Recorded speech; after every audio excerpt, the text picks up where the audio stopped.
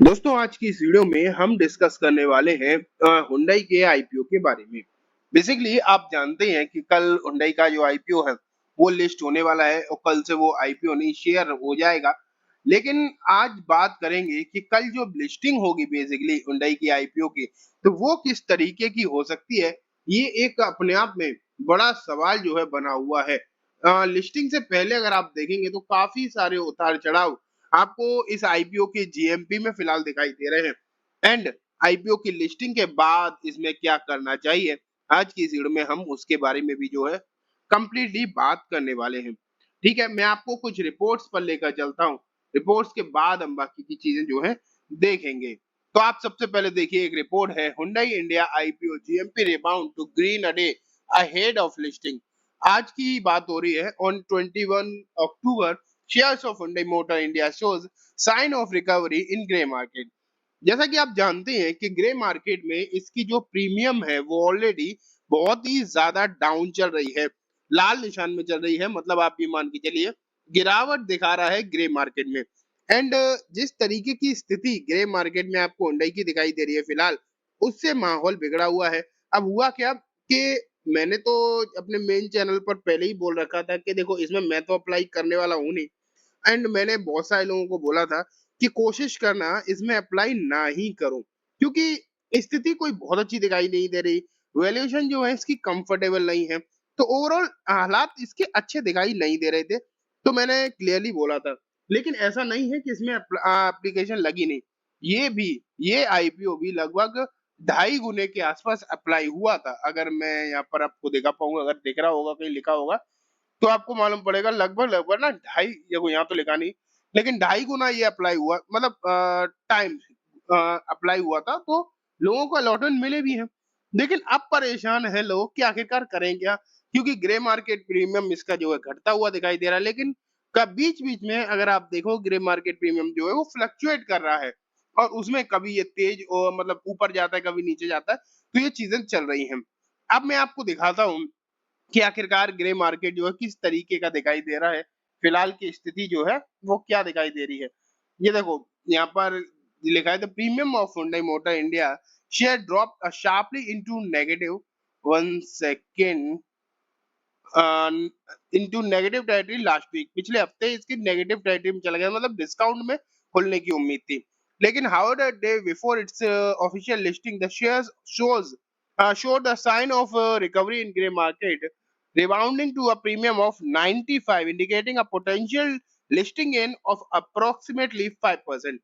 तो यह अगर आप देखो कि फिलहाल जो इसका प्रीमियम है वो लगभग लगभग 95 तक देखने को मिल रहा है। मतलब अभी सिर्फ 95 के आसपास इसका प्रीमियम दिखाई दे रहा है। वैसे तो मुझे यही लग रहा है, या फिर मैंने बोला सिर्फ, लेकिन अगर इतना भी खुल जाए ना तो भी बड़ी बात मानो, क्योंकि नेगेटिव लिस्टिंग की भी यहाँ पर बातें चल रही है कि हो सकता है ये नेगेटिव लिस्ट हो जाए।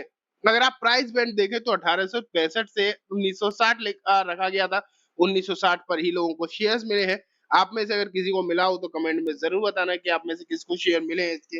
लेकिन अगर देखा जाए तो उस तरीके से तो अप्लाई नहीं किया था लोगों ने, जिस तरीके से बाकी के आईपीओ जो एप्लीकेशन लगे थे। मतलब बहुत ज्यादा इसके लिए डिमांड उतनी नहीं थी जितनी की हुंडई का नाम था। ठीक है, क्योंकि शुरू में ही मालूम पड़ गया था वैल्यूएशन दिक्कत में हो सकती है, वो अभी भी प्रॉब्लमेटिक एक कंडीशन जो है बनी हुई है। लेकिन एक सिचुएशन अगर आप देखोगे आज के समय पर, वो मार्केट की स्थिति भी है। मार्केट भी अगर आप देखोगे तो बहुत अच्छा दिखाई दे नहीं रहा है। अब ना मैं आपके सामने दूसरी एक और रिपोर्ट रखता हूँ। अब यहाँ पर क्या है, Hyundai motor India IPO live update, मतलब अभी की करंट स्थिति जो है आपको यहाँ से मालूम पड़ेगी। कल जब लिस्ट होगा तब तो जो होगा वो होगा।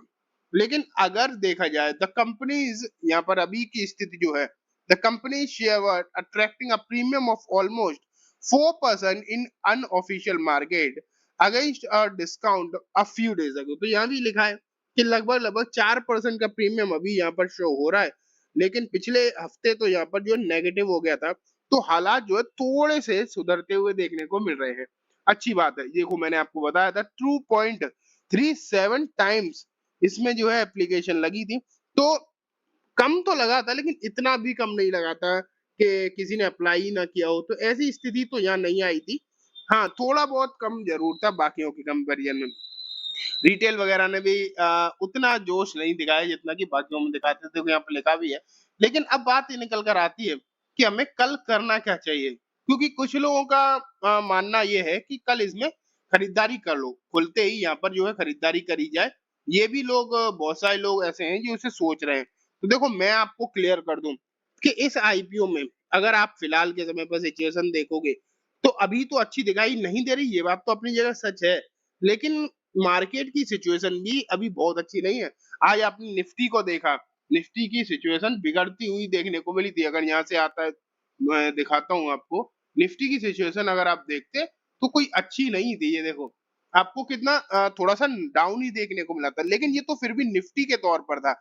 अगर आप मार्केट को स्मॉल कैप मिड कैप को देखते तो उनकी कंडीशन तो बहुत खराब थी। 2-2% क्या, डेढ़ डेढ़ 2-2% टूटे हुए देखने को मिल रहे थे। तो वहां तो समस्या और थी। तो मार्केट की स्थिति तो अभी वैसे ही अच्छी नहीं है।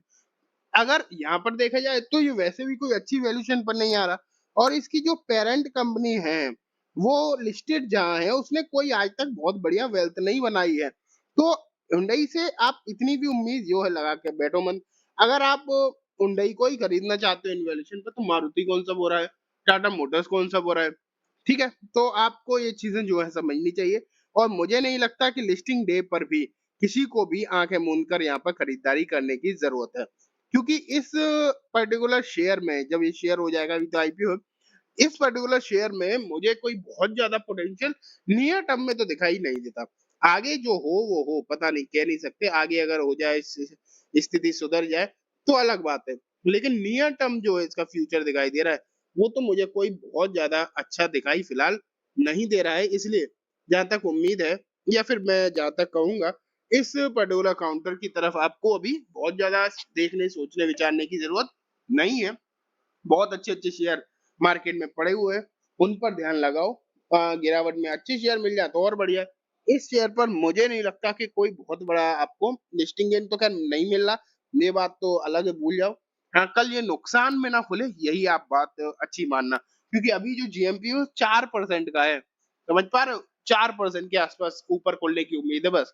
बहुत ज्यादा उम्मीद है भी नहीं यहाँ पर। तो अब तो आप यही सोचो फिलहाल कि इसकी जो लिस्टिंग है वो हरे निशान में हो जाए, जिससे कि बेचने का मौका मिल जाए, नुकसान ना हो, ठीक है।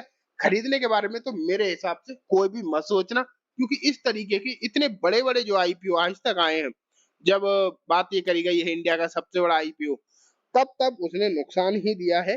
चाहे वो पेटीएम हो या फिर एलआईसी हो, एलआईसी ने बहुत बाद में रिकवरी करी है, शुरुआत में नुकसान ही दिया था। कोल इंडिया हो और आर पावर, इन सभी शेयर्स में यही हाल हुआ है। तो पैसा तो यहाँ भी बनता हुआ दिखाई नहीं दे रहा। और मैं कल आपके लिए यही बोलूंगा, खरीदने की कोई भी जल्दबाजी मत करना। तो चलिए दोस्तों, आज की सुनम बस इतना ही। उम्मीद है वीडियो पसंद आई होगी। वीडियो अच्छी लगी है तो लाइक करना, चैनल को भी जरूर सब्सक्राइब करना, ज्यादा बेल आइकन दबाना, जिससे कि जब भी मैं कोई नई वीडियो डालूं आपके पास नोटिफिकेशन आ जाए। Thank you.